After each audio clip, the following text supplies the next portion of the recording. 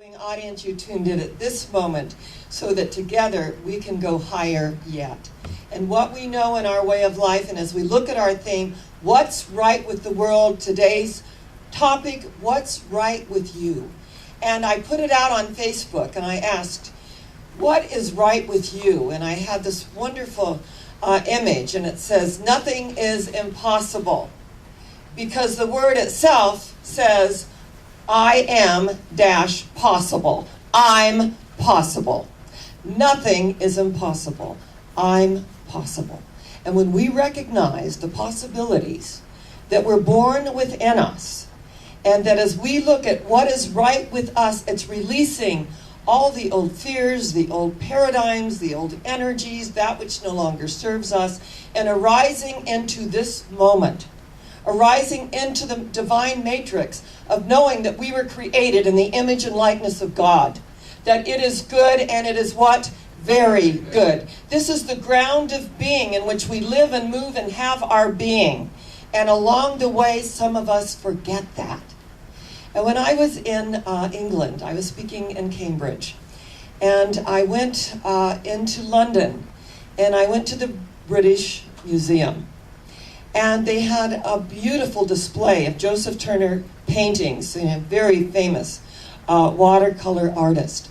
And there was one amazing painting of this, it was at sea, and it was a storm, and it was vivid for watercolors. It was amazing, absolutely amazing. And I know Carl can appreciate this working for the Palm Springs Art Museum. And there was a darling custodian, in his nice little suit and hat. And he said, there's a story behind this painting. And I said, what is it? And he said, well, when Lord Chesterton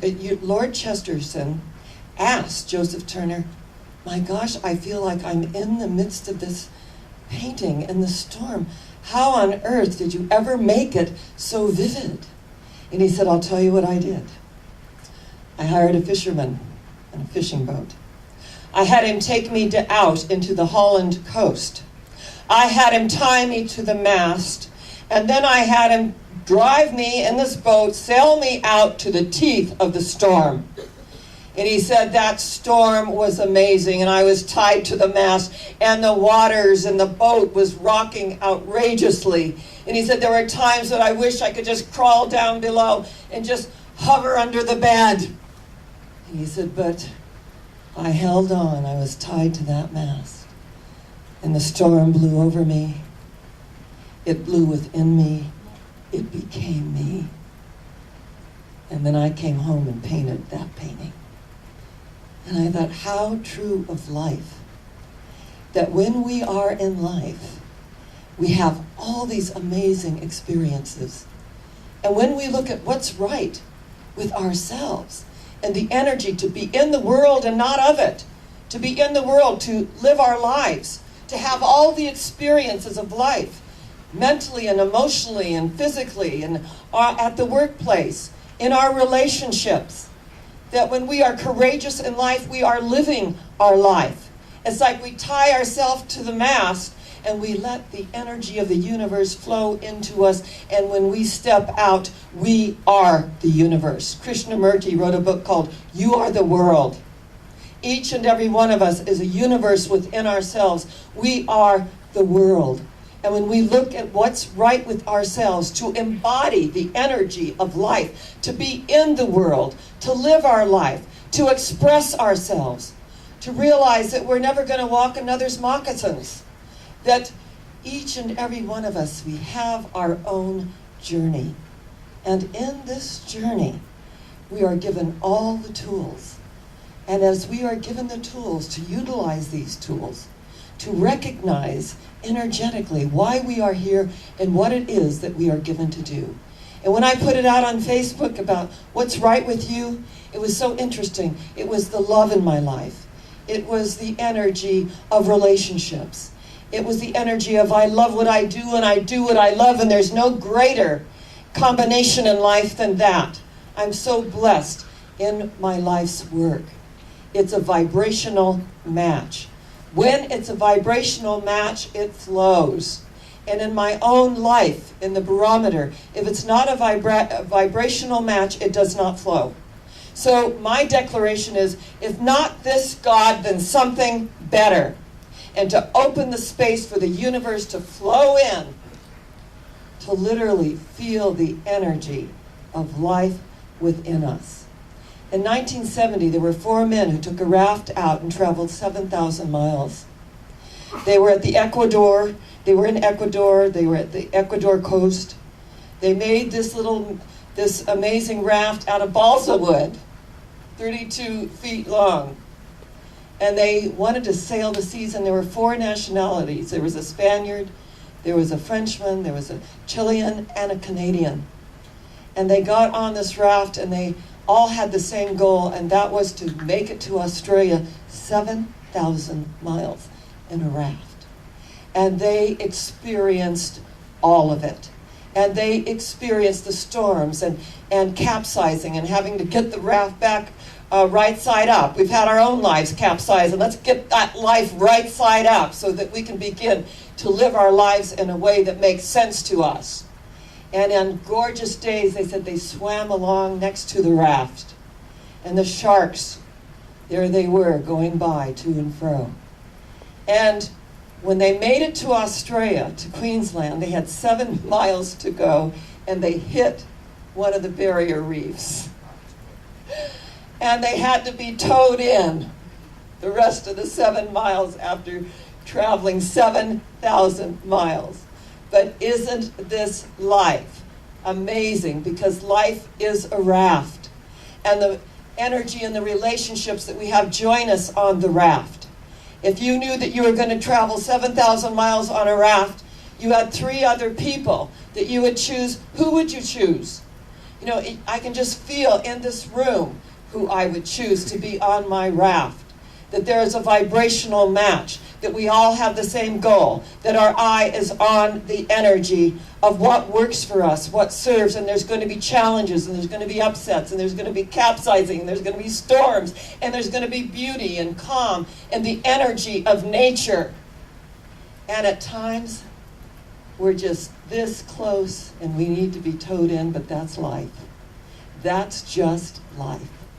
And when we look at life as a raft, and our willingness to make the journey, that willingness, what did Joseph Campbell say? Say yes to the adventure.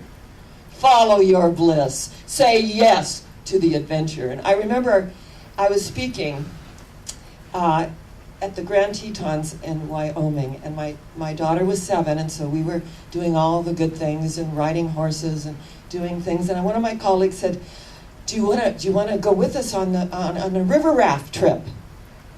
And I said, well, I've never done that. Sure. I did not know what I was getting myself into. But I said yes to the adventure.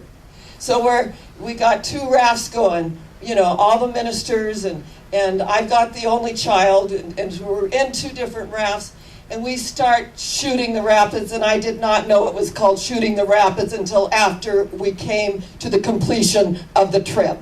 And let me tell you, the thing just went up and down, and then suddenly from the other little raft boat thing was amazing.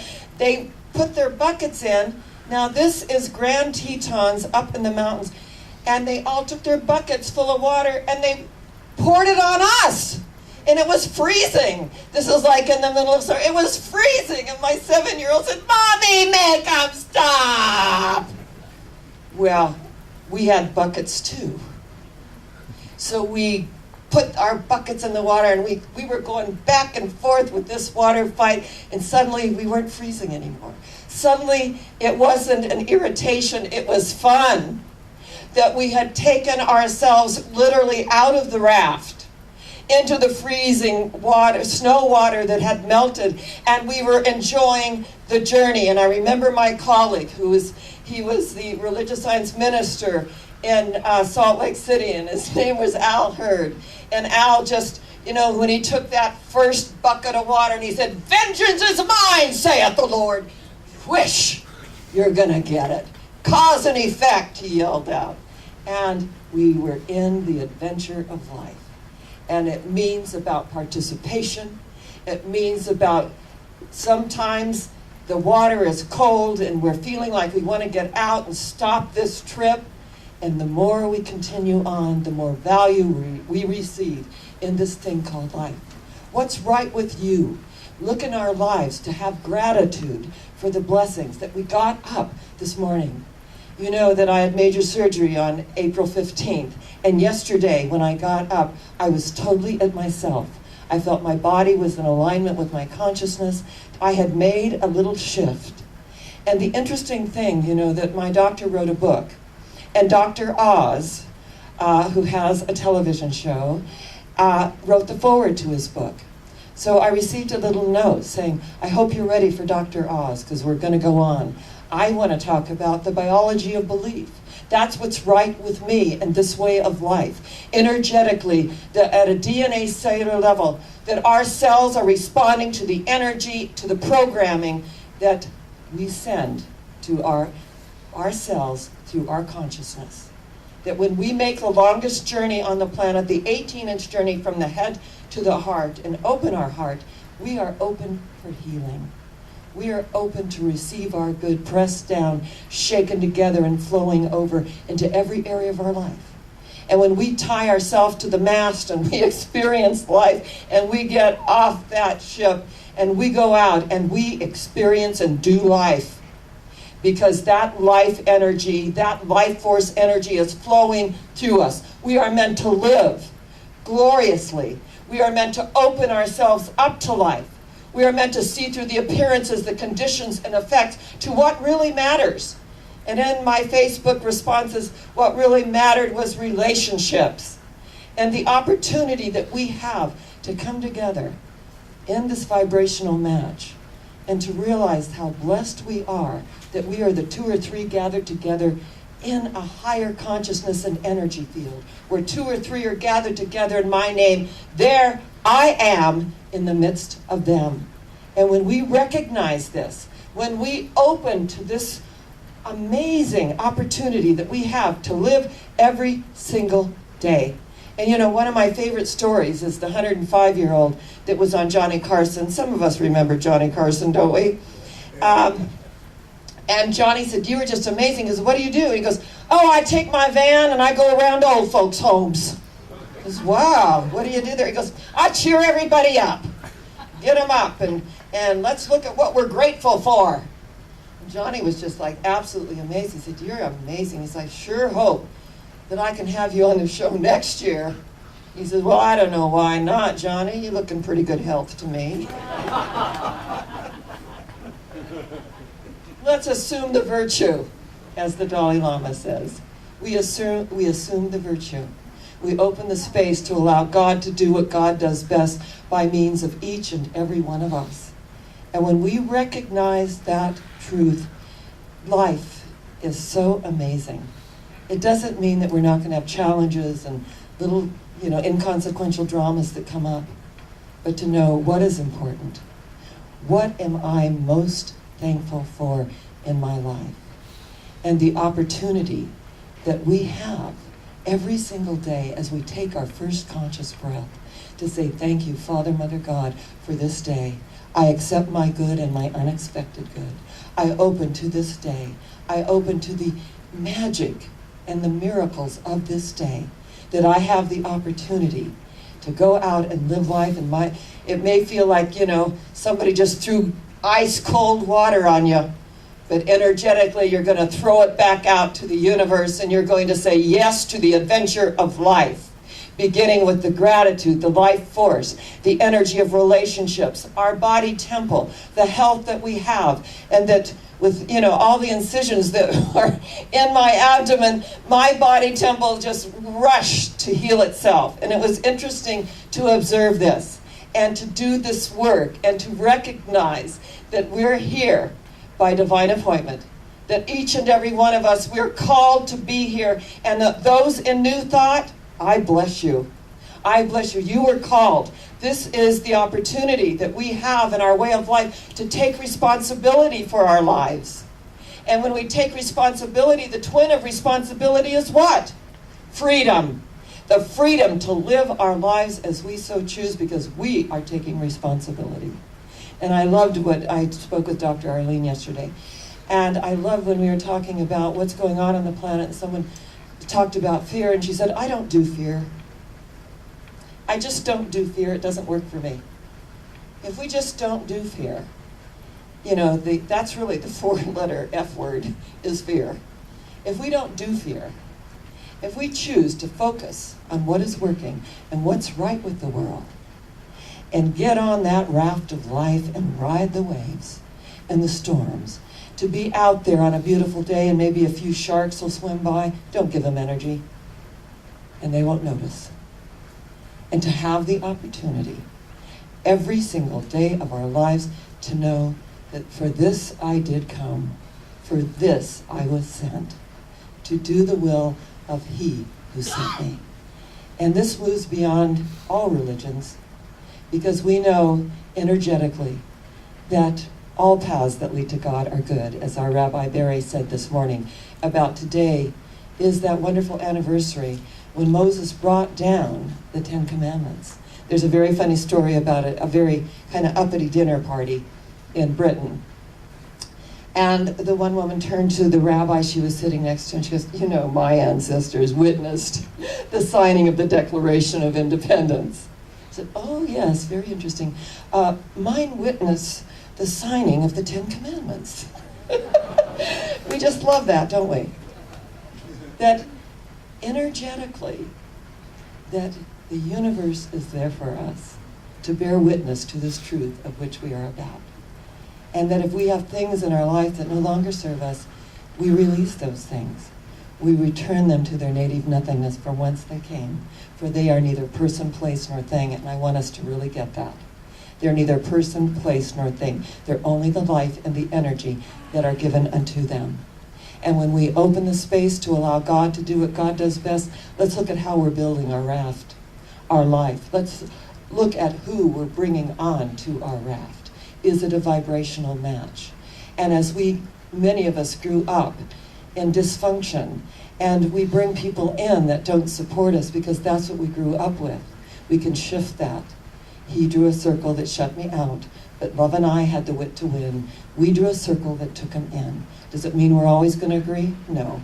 It means that we're going to look beyond to the truth of our being, the oneness that is there. Where thought goes, energy flows. Is it a vibrational match? To look at what's right with ourselves is that we are created in the image and likeness of something so powerful, so amazing, so beautiful. That's who we are. And when we look in the mirror, it is God gazing back to us. I love being here with you. This is my third Sunday back. I love the energy that we have one with the other. And I love that we are in this way of life. And I know at the deepest level that no matter what it looks like, that we are going what? Higher yet. Where? Higher yet. What? Higher yet. And so it is. God bless you.